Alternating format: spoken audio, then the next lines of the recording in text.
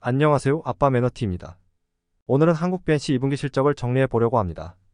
코로나 치료제로 큰 이슈가 되었지만 별다른 성과를 이루지 못한 채 바이오시밀러 사업에 진출한다고 엄청난 규모의 유상증자로 주식의 가치가 희석되고, 여기에 국내에서 승인받지 않은 포톡스가 국내 유통업체를 통해 공급된 것을 두고 국내 판매로 해석해 전 제품 제조 업무 정지 처분도 예정되었습니다. 바람 잘 날 없는 한국 BNC가 2분기에는 흑자로 전환되었는데요. 과연 어떤 일이 일어나는지 살펴보겠습니다. 먼저 한국 BNC에 대해서 간단히 설명드리자면 2007년에 설립된 미용 성형 관련 기업입니다. 국내 1세대 필러 기업으로 필러가 유명하고 20년에 보톡스를 해외 승인 받으며 수출을 하고 있었습니다. 국내는 임상 3상을 진행 중이었고요.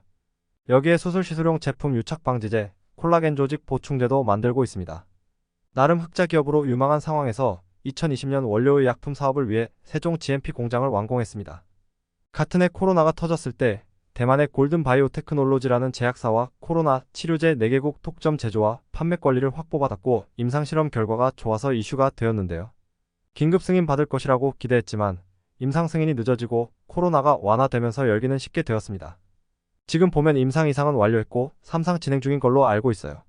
이제는 바이오시밀러라는 새로운 분야에 진출하기 위해 비만 치료제, 당뇨 치료제를 준비하고 있으며, 최근 시약, 시험기기 도소매 업체인 동인바이오텍을 인수하며 시너지 효과를 기대하고 있습니다.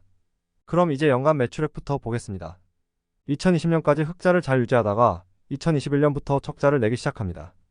그리고 2022년에 매출이 크게 뛰는데 2022년 4분기에 인수한 동인바이오텍 매출이 반영되었기 때문입니다. 2021년에 매출이익률은 크게 감소 안 했는데 적자인 것을 보면 비용의 변화가 큰 것이겠죠.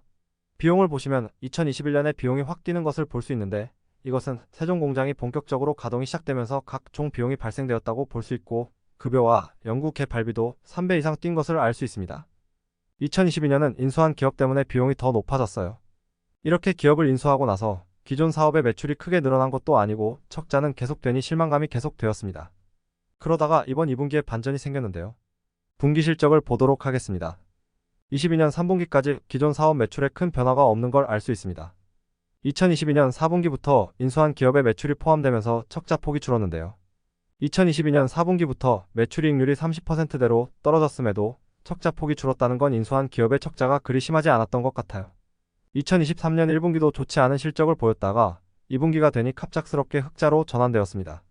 매출은 2023년 1분기보다 23% 수준 높아진 건데 어떻게 흑자로 전환되었을까요? 바로 매출이익률이 엄청 향상되었습니다. 실적 보고서의 원재료 가격 변동 추이를 보시면 되는데요. 필러의 주재료인 히알루론산나트륨 가격이 2분기에 엄청나게 줄어든 것을 알 수 있습니다. 1분기까지만 해도 국내 가격이 17,000원대로 조금씩 떨어지는 추세였는데 이번에 거의 20%가 감소했습니다. 아무것도 안 하고 20%의 이득을 얻을 수 있던 것이죠.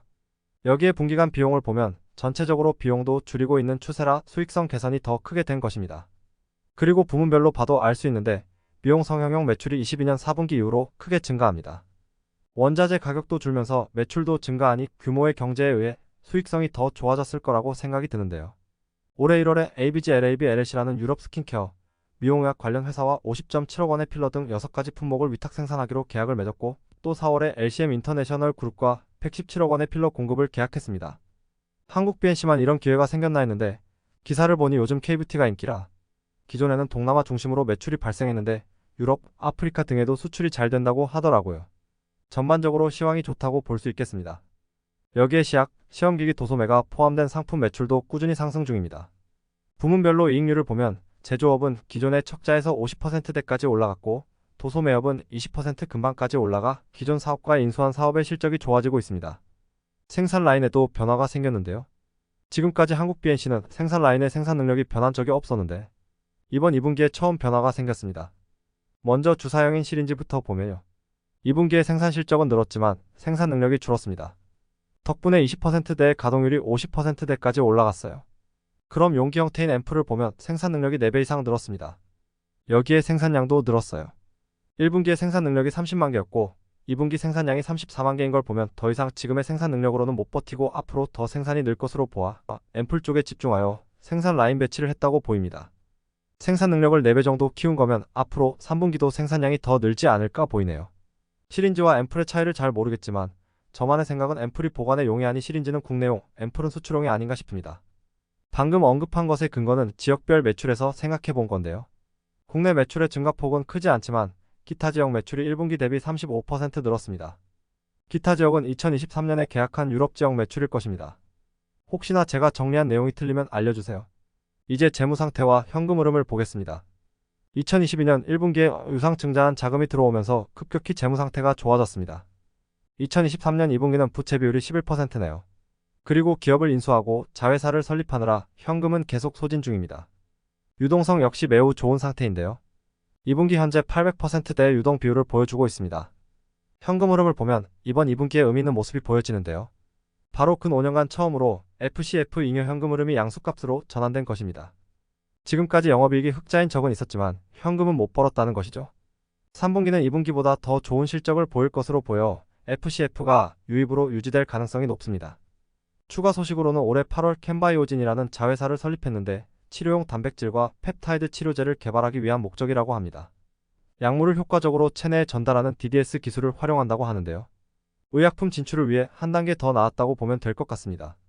현실적으로 지금 당장 새로운 의약품이나 바이오시밀러를 개발하는 것은 불가할 것입니다. 많은 시간이 걸릴 것으로 보이고요. 그나마 미용 성형 부문이 상황이 좋아지고 인수한 기업도 흑자가 되면서 잉여현금을 창출하는 것은 큰 의미가 있다고 봅니다. 3분기에는 얼마나 좋은 실적을 보일지 지켜봐야겠습니다. 감사합니다.